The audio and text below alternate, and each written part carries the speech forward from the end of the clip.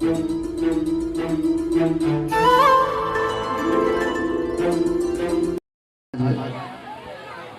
नृत्य कर रहे हैं मेरे गोपाल, देवता लोग भी आश्चर्य में पड़ गए हैं।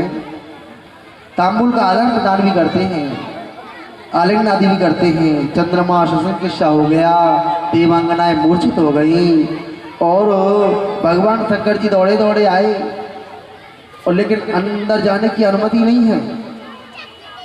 अब बोले गोपी उनसे बोले कि हमें अंदर जाना है, हमें भी रात का दर्शन करना है। गोपी बोली बाबा आपको रात का दर्शन करना है, अंदर जाने की अनुमति नहीं है। बोले अब बोले नहीं हमें दर्शन करना है। गोपी बोली तो पहले गोपी बनना पड़ेगा, पहले गोपी बनोगे तो ही दर्शन मिलेगा। तो भोले बाबा गोपी बन करके गए हैं, आज शंकर जी गए हैं गोपी बन करके, इसलिए भोले बाबा का नाम मां गोपेश्वर हो गया है। बोले गोपेश्वर महादेव की नाम भोले बाबा का गोपी हो गया है, गोपेश्वर महादेव नाम रख दिया है। सुखदेव जी बोले राजन प्रभु ने ये लीला 6 महीने तक की है, और ये रासलीला 6 महीने तक की, यहाँ पर काम को उल्टा लटका दिया है। जो काम था ना उसको उल्टा लटकाया है, क्योंकि साक्षात वेद के मंत्र गोपी बन करके आए हैं। श्री कृष्ण योगी हैं, जैसे कि मोर कभी भोग नहीं करता है, ऐसे ही भगवान श्री कृष्ण योगेश्वर जिनको कहते हैं हम, वो कभी भी भोग नहीं करते हैं। इस प्रसंग को उतारते हैं तो भक्तों के मन भक्ति जागृत हो जाती है। आज कंस दिन और रात उसी ऊहापों में लगा रहता है कि हम कैसे मारे अपने शत्रु को, हमारे शत्रु की मृत्यु कैसे हो, दिन और रात इसी में लगा हुआ है। प्रेम से बोलो जय श्री राधे। तो आज भगवान को मारने के लिए राक्षस आए हैं, शंखचूड़, मायासुर, अरिष्टासुर, तीनों आए अलग अलग, और भगवान ने तीनों का ही उद्धार किया है। अब नारद जी ने कंस से आकर के कहा कि ये बताएं कि कब मारोगे कृष्ण बलराम को। 11वें वर्ष में प्रवेश कर गए हम। कंस ने कहा महाराज कई राक्षस भेजे मारने को, पता चलता है कि वो खुद मर करके आ जाते हैं, क्या करूं मैं बताओ। नारद जी ने कहा कंस से कि तुम धनुष यज्ञ का मेला रचाओ, और आसपास के लोग हैं उन सबको उसमें बुलाओ, और कृष्ण बलराम को भी, दोनों को भी निमंत्रण दो, वो दोनों आएंगे यहाँ पर। जब वो दोनों आएंगे और मेले देखने लगे रहेंगे, धोखे से मार देना, यही धनुष का मेला लगा करके उनको मारो। कंस ने कहा अब एक बार ये भी करके देख लेता हूँ, अब तक तो मुझे कभी विजय मिली नहीं, लेकिन तुम कहते हो तो ये काम कर लूँगा। नारद जी ने कहा मैं कुछ नहीं सुनना चाहता हूँ, परसों आपके हाथों से कृष्ण को मरा हुआ देखना चाहता हूँ, मैं आपकी विजय देखना चाहता हूँ। तारीख परसों की रख दी और कह दिया कि अक्रूर जी को लेने को भेजना है। आज कंस के मन में ये भावना जागृत हो गई। अक्रूर जी श्री कृष्ण के काका होते हैं। अब तो कंस ने कहा ठीक है अब ये काम भी कर लेता हूँ मैं। इधर नारद जी सीधे वृंदावन की ओर गए हैं। ऐसा कहकर कंस से सीधे वृंदावन चले गए। वृंदावन में भगवान श्री कृष्ण और बलराम दोनों भैया गाय चरा रहे थे, और वहीं नारद जी पहुँच गए। नारद जी ने प्रणाम किया है और भगवान से पूछा प्रभु ये बताओ अब कंस का बहुत पाप हो गया है, कंस के पाप बढ़ चुके हैं, अब कब मारोगे तुम कंस को।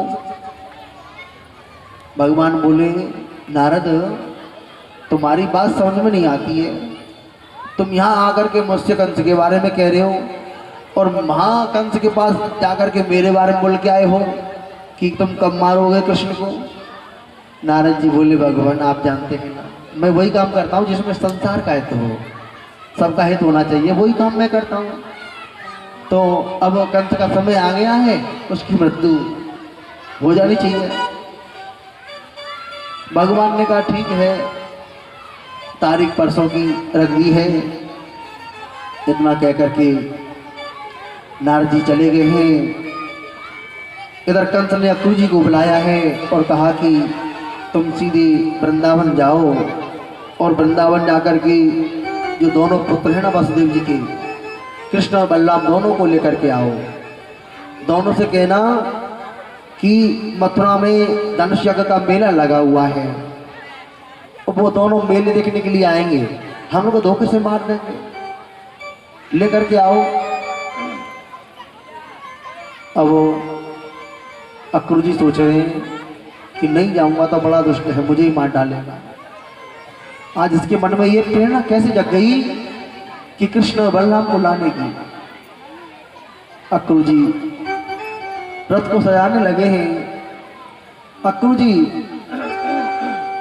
जिस रथ में जा रहे हैं ना, उस रथ में वृंदावन से मथुरा ज्यादा दूर नहीं है, मात्र 20 मिनट लगेंगे पहुंचने में।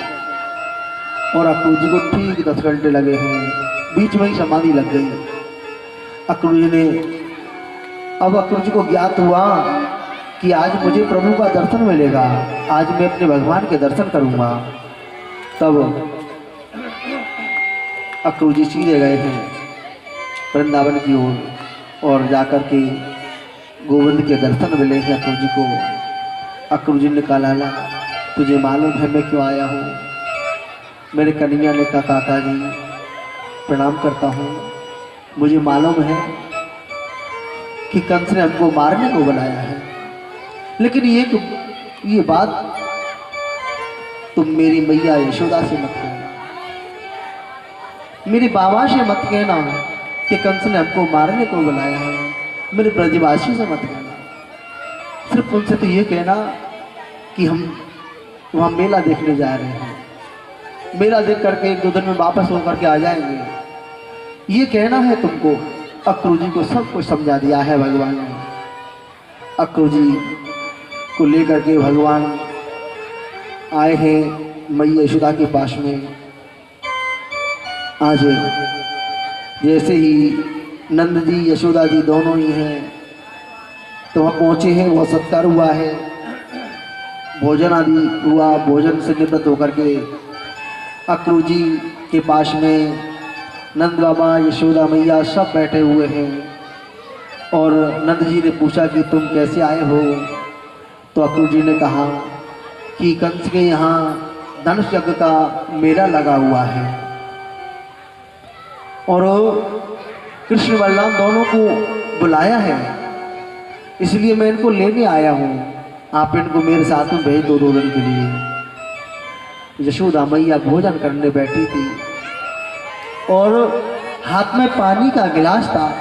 जैसे ही मैया ने सुनी कि मेरे कन्हैया को लेने आया है, मेरे कन्हैया को मुझसे दूर ले जाना चाहता है, तो मैया के हाथ से पानी का गिलास छूट गया। मैया रोते हुए बोली, अरे अक्रूर, यदि मेरे प्राणों की आवश्यकता है तो मेरे प्राणों को ले जाओ, मैं प्राण दे दूंगी, लेकिन ये तुमने कैसे समझ लिया कि मैं अपने कृष्ण को अपनी आंखों से दूर कैसे करूं? मैं इसे क्यों जाने दूं? अरे अक्रूर, ये तुम कैसे सोच करके आए हो?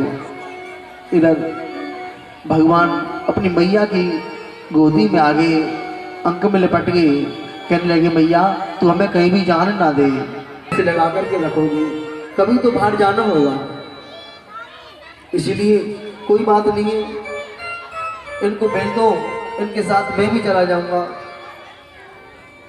आज सारे ब्रजवासियों को पता चला है कि प्रातः कन्हैया चला जाएगा, तो मैया यशोदा की नींद उड़ गई। हजारों गोपियां महल के द्वार पर आ गई। श्री कृष्ण के मित्र और बाबा तो चले गए। मेरे गोविंद ने देखा तो मैया खम्भे से सर लगा कर के रो रही है और रात्रि का समय था। मेरे कन्हैया ने मैया के आंसुओं को देखा तो मेरे कन्हैया ने पूछा, मैया क्यों रोती हो तुम? अरे लाला, तो कल मथुरा को चलो जाएगा, तेरे बिना मैं कैसे रहूंगी बता? मेरे गोविंद बोले, मैया इतने समय के लिए हम ब्रज में आए थे, अब हमारी लीला पूरी हो गई है तो हमें जाना है। कन्हैया ने समझाया कि मैया मैं जल्दी आऊँगा, मैं परसों आ जाऊँगा। जब ज़्यादा ही मैया रो रही थी तो मैया से कह दिया कि मैं परसों आ जाऊँगा। आज जैसे ही मुख्य द्वार को देखा है तो मुख्य द्वार पर हजारों को आज कृष्ण बलराम जो हमारे प्राण हैं, हम अक्रूर तुम हमको उनसे दूर कर रहे हो। गोपियाँ से कृष्ण से बोली लाला जाना है तो रथ ऊपर से ले जाना। आज मेरे गोविंद बोले देवियों मैं प्रणाम करता हूँ, देवताओं के समान लंबी उम्र मिल जाए तो भी मैं तुम्हारे रेप से उड़न नहीं होऊंगा, क्योंकि किशोरी जी आप जानती हैं कि मुझे आगे की लीला करनी है, मैं नहीं करूँगा तो कैसे होगा ये काम। आज कृपया जाने की अनुमति दें। मेरे गोपाल जैसे ही प्रणाम करके जाने लगे हैं।